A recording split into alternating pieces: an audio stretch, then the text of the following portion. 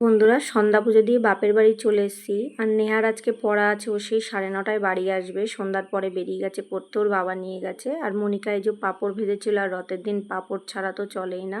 তো মনিকা ভেজেছেও, তো খেয়ে দিয়ে এখন আমরা একটু যাব প্রোগ্রাম আছে দিদিবাড়ির ওখানে, ফাংশান আছে। কি ফাংশান আছে অবশ্যই তোমরা ব্লগে দেখতে পারবে। আর তোমাদের বলেছি যদি ব্লগটা করি অবশ্যই শেয়ার করব। তো এখন দেখো আমি রেডি হয়ে তো চলে এসেছি, মাও রেডি হয়ে গেছে, পাঁপড় খাচ্ছে, বাবাও যাবে, মাও যাবে, আর ভাই যাবে না, ভাই একটু ক্লাবের মিটিংয়ে ব্যস্ত আছে। তো এই যে আমরা সপরিবারে সবাই চলে এসেছি। নেহা ওখান থেকে পড়া থেকে এসে এখানেই বসে আছে সামনের চেয়ারে।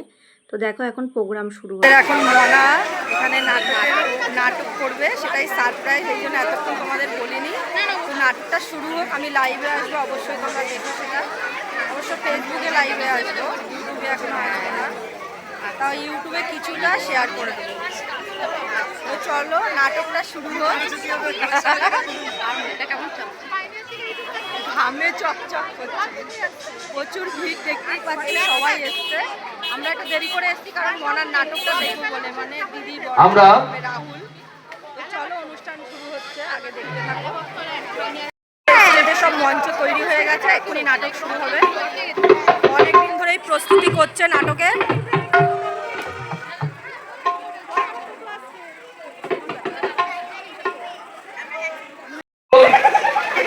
মনোজ মিত্র রচিত, উদয় সংঘ প্রযোজিত, সিদ্ধার্থ গায়েন, নিরুপম মণ্ডল, অনুপ মণ্ডল পরিচালিত, উদয় সংঘের সদস্য এবং সদস্যদের নিয়ে অভিনীত একটি নাটক কেনারাম বেচারাম।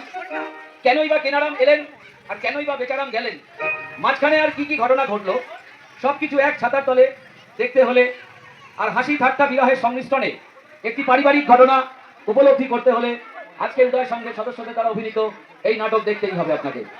আমরা প্রত্যেক কলাকুশলীদের সাথে এবং যাদের প্রত্যক্ষ এবং পরোক্ষ অবদান আজকে এই নাটকের সাথে রয়েছে, তাদের প্রত্যেকের সাথে আমরা আপনাদের পরিচয় করিয়ে দেবো এই নাটকের জবনিকার পর। আমরা আশা রাখবো আপনারা আমাদের সাথে সহযোগিতা করবেন।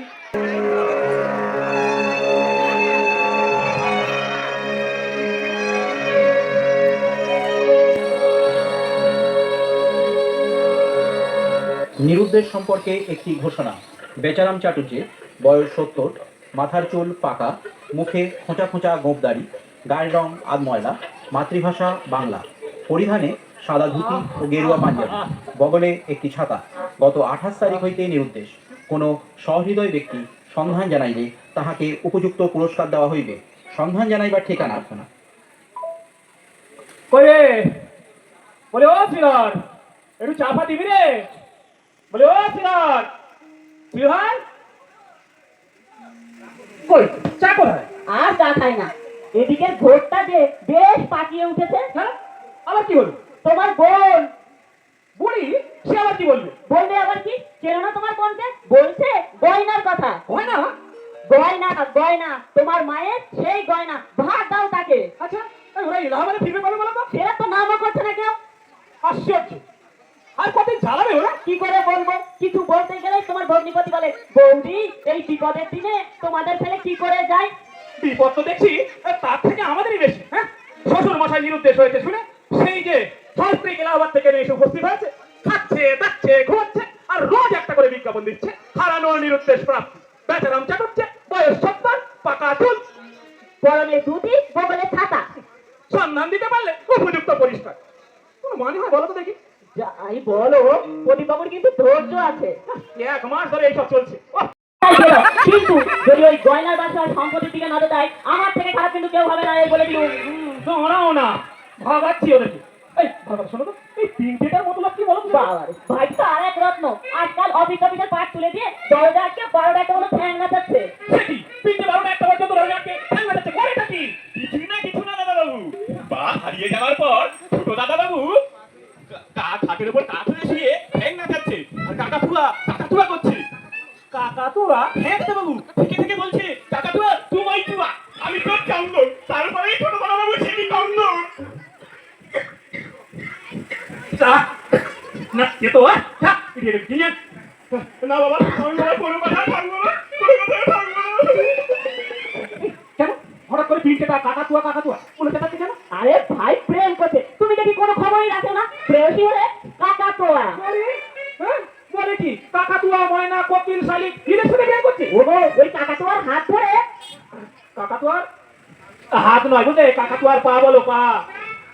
না দাদা বাবু, আপনি যা ভাবছেন তা নয়। এ কাকাতুয়া সে কাকাতুয়া নয়, এ কাকাতুয়া দুটো দুটো কামানো। ওই শোনো, কি দেখেছি দাদা বাবু, এই ঘর পর্যন্ত ফাঁকা চুল, দেখে বোঝা মুশকিল এই বেটা ছেলে না মেয়ে ছেলে। এই নাকটা না কাপড় কাটাকাটির মতো, আর ঠোঁটে মুখে গালে লাল লাল ধেবা ধেবা, দেখে মনে হলো শাকচুন্নি এক্ষুনি রক্ত দিশে নেমে এলো। আর বয়স ছোট দাদা বাবুর ওপর আরো 1 হবে। আর শুনেছি বারবার 3বার স্বামী ছেড়ে ছোট দাদা বাবুকেই আসামি করে ছেড়েছে। শ্রীধর, আর তার যদি আমার সংসারের বিষয়ে কোনো কথা বলিস মেরে ঘুরিয়ে দেবো তোকে। কথা বলতে পারছি না। বলছি এই পিনটিকে হঠাৎ করে আসামি বানাবে কেন? আমার তো মাথায় কিছুই ঢুকছে না। ওফ। এই দাদা, প্রদীপ এসে গেছো? এই এসো এসো এসো, এসো, বসো বসো বসো বসো বসো। দাদা, আমি ভেবে দেখলাম বুঝলেন, এই বিজ্ঞাপনে কিছু হবে না। ও হবে না, হবে না। এই তোমার বৌদিকে আমি এই মাত্র বোঝাচ্ছিলাম, দেখলে তো বিজ্ঞাপনে কিছু হবে না। 1 মাস হয়ে গেল, কোনো রেসপন্স নেই। যাক, যাক, এটা আপনি যে শেষ পর্যন্ত বুঝতে পেরেছেন বিষয়টা প্রদীপবাবু। আমার মধ্যে একটা বুদ্ধি এসছে। বুদ্ধি? কি দিয়ে? এবারে চা না চিরতার জল? হ্যাঁ, এই প্রদীপ, তুই যেন বলছিলে, এই গাধা একটু চিনি দিয়ে যা। এই প্রদীপ, তুমি যেন কি বলছিলে আরো একটা প্ল্যান? হ্যাঁ দাদা, এবারের প্ল্যানে শ্বশুর মশাইকে খুঁজে পাওয়া যাবে কোনো বার নেই। কুকুর? কুকুর? হ্যাঁ কুকুর।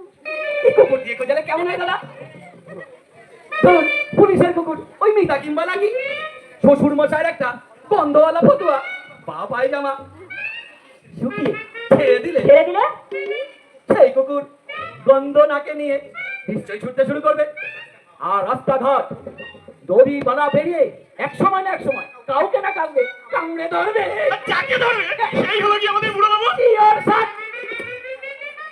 থানার সাথে কথা বলে আমি আজই ছুটন্ত কুকুরের পেছনে ছুটবো, বুঝলেন? সে কি? না না, আপনি হলেন বাড়ির জামাই, আপনি কেন কুকুরের পেছনে ছুটবেন?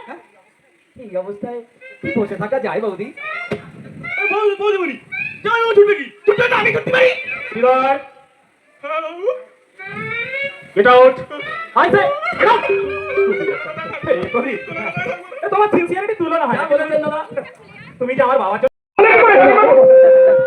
বললাম না, এই লাইনে ছেড়ে পড়ে গিয়েছিল, তার জন্য এই অবস্থা। কি কষ্ট, কি ভোগান্তি, কেন নিজেকে এভাবে কষ্ট দিলেন বাবা? তুমি যে মারা পড়ছে বাবা। বাবা, আমি তোমার বুড়ো বলছি। বাবা, বলছি চা খাবেন না বেলের পানা খাবেন? ও মশাই, হ্যাঁ পানা? পানা খাবেন বলছে? বাইরে বলে না না না করছে, পানা খাবে। আচ্ছা বাবা, ঠিক কদম খাবে? আমি তোমার বুড়ো বলছি। ও মশাই, একটা ঠিক কথা হবে নাকি? হ্যাঁ দই খাবে?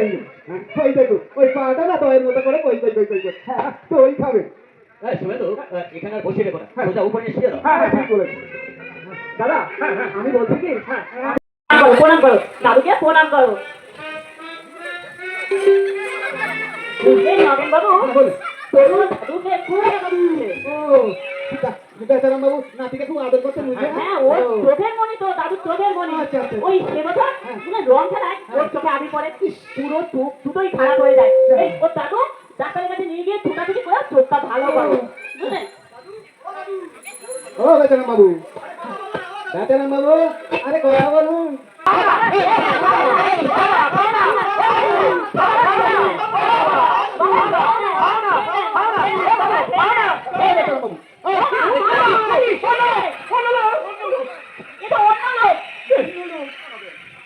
নগে তুমি তো জানো বাবা, আমি চিন্তা নিচ্ছি না। মাছ মাংস লাল মাছ কাঁচা মাছ চিনি মাছ মাগুর মাছ কিছু তো খাই না, আমি চিন্তা নিচ্ছি না। আমি শুরুতেই বুঝতে পেরেছিলাম এ আমার দাদুই নয়, কখনই নয়। তোমরা কি হ্যাঁ মশাই, এ আপনি কাকে ধরে এনেছে?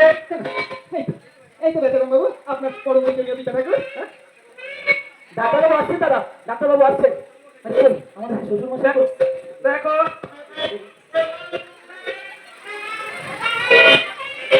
এই মালটা